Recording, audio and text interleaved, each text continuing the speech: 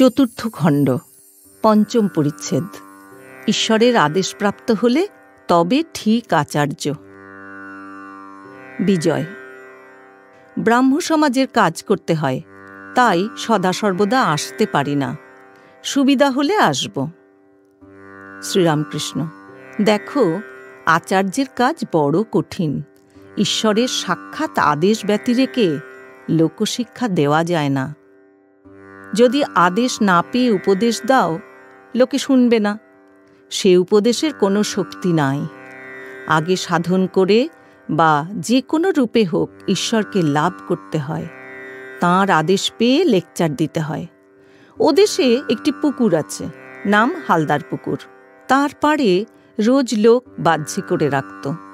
সকালে যারা ঘাটে আসত, তারা তাদের গালাগালি দিয়ে খুব গোলমাল করত। গালাগালে কোনো কাজ হতো না, আবার তারপর দিন পাড়েতেই বাজছে। শেষে কোম্পানির চাপরাশি এসে নোটিশ টাঙিয়ে দিলে যে এখানে কেউ ওরূপ কাজ করতে পারবে না, যদি করে শাস্তি হবে। এই নোটিশের পর আর কেউ পাড়ে বাহ্যে করত না। তাঁর আদেশের পর যেখানে সেখানে আচার্য হওয়া যায় ও লেকচার দেওয়া যায়। যে তাঁর আদেশ পায় সে তাঁর কাছ থেকে শক্তি পায়, তখন এই কঠিন আচার্যের কর্ম করতে পারে। এক বড় জমিদারের সঙ্গে একজন সামান্য প্রজা বড় আদালতে মোকদ্দমা করেছিল। তখন লোকে বুঝেছিল যে ওই প্রজার পেছনে একজন বলবান লোক আছে, হয়তো আর একজন বড় জমিদার তার পেছনে থেকে মোকদ্দমা চালাচ্ছে। মানুষ সামান্য জীব, ঈশ্বরের সাক্ষাৎ শক্তি না পেলে আচার্যের এমন কঠিন কাজ করতে পারে না। বিজয়। মহাশয়, ব্রাহ্ম সমাজে যে উপদেশাদি হয় তাতে কি লোকের পরিত্রাণ হয় না? শ্রীরামকৃষ্ণ। মানুষের কি সাধ্য অপরকে সংসার বন্ধন থেকে মুক্ত করে?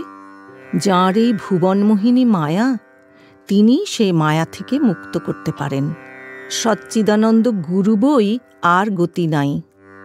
যারা ঈশ্বর লাভ করে নাই, যারা তাঁর আদেশ পায় নাই, যারা ঈশ্বরের শক্তিতে শক্তিমান হয় নাই, তাদের কি সাধ্য জীবের ভববন্ধন মোচন করে?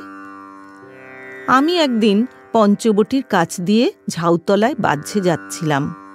শুনতে পেলুম যে একটা কোলা ব্যাঙ খুব ডাকছে। বোধ হল সাপে ধরেছে। অনেকক্ষণ পরে যখন ফিরে আসছি, তখনও দেখি ব্যাঙটা খুব ডাকছে। একবার উঁকি মেরে দেখলুম কি হয়েছে। দেখি একটা ঢোঁড়ায় ব্যাঙটাকে ধরেছে, ছাড়তেও পারছে না, গিলতেও পারছে না। ব্যাঙটার যন্ত্রণা ঘুরছে না।